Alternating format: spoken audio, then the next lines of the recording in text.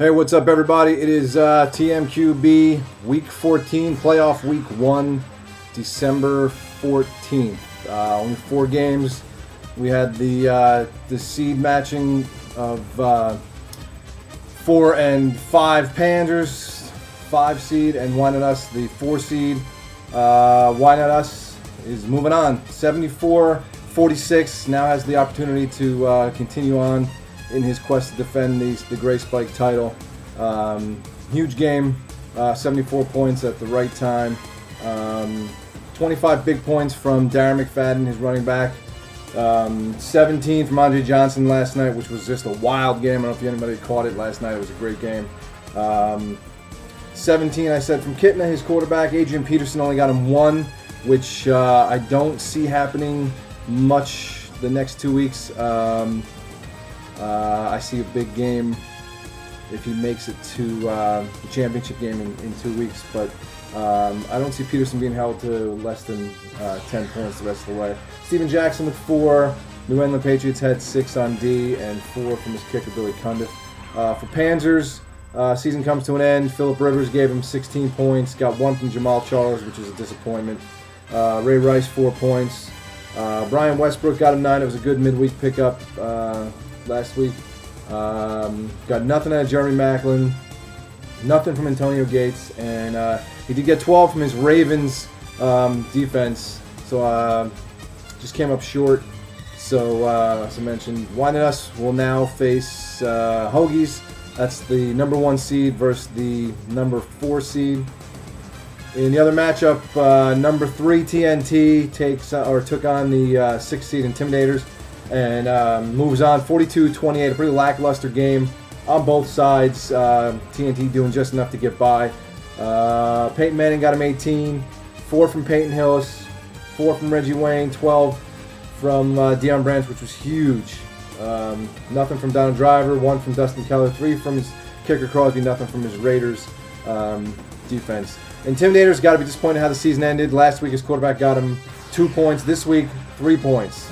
Kyle Orton was pretty much a top 10 passer all year, leading the league in passing yards.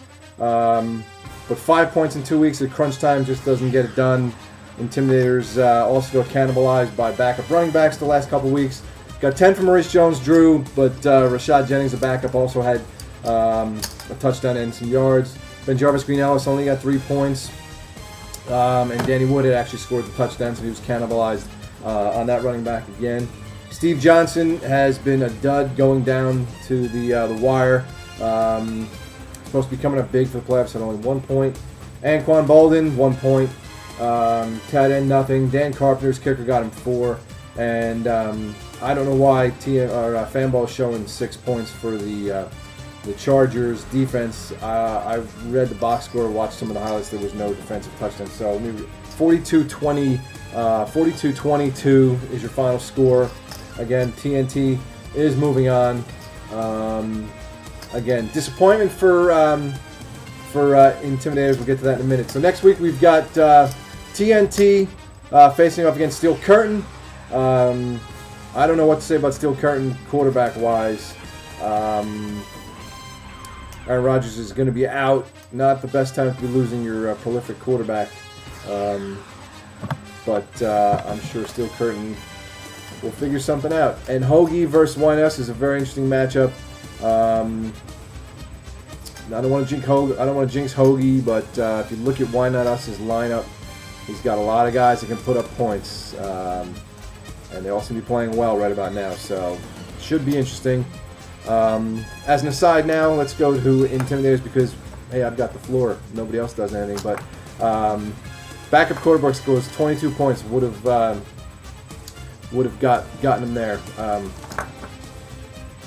Backup, what else is it? Backup running back, 10 points. But just starting David Garrard for Intimidators would have gotten him the victory.